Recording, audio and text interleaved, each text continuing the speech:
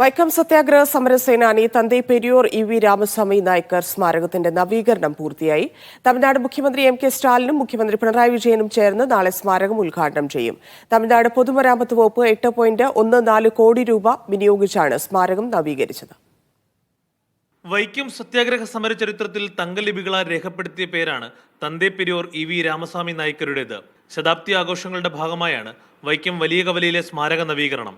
തന്തൈ പെരിയോർ സ്മാരകവും ഗ്രന്ഥശാലയും തമിഴ്നാട് കേരള മുഖ്യമന്ത്രിമാർ ചേർന്ന് നാളെ തുറന്നുകൊടുക്കും.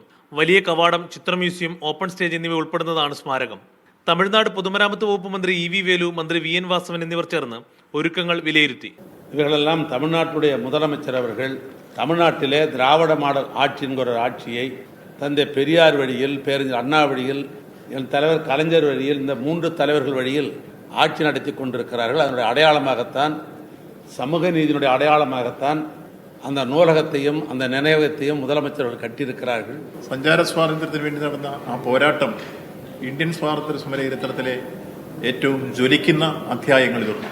അത് നിശ്ചയമായും കാലവും ചരിത്രമുള്ള ഒരു കാലം നമുക്ക് മനുഷ്യ മനസ്സുകളിൽ എത്തി നിൽക്കാൻ സഹായിക്കും. ഇപ്പോൾ ഈ ചരിത്ര സ്മാരകങ്ങളും അതോടൊപ്പം അനുബന്ധമായി ഇവിടെ നിർമ്മിച്ചിട്ടുള്ള ലൈബ്രറി. വൈക്കം കായലോര ബീച്ചിലാണ് ഉദ്ഘാടന സമ്മേളനം. ഇരു മുഖ്യമന്ത്രിമാരും പങ്കെടുക്കുന്ന ചടങ്ങിന്റെ പ്രാധാന്യം കണക്കിലെടുത്ത് പോലീസ് കർശന സുരക്ഷാ ക്രമീകരണങ്ങൾ ഏർപ്പെടുത്തിയിട്ടുണ്ട്. മീഡിയ 1 കോട്ടയം.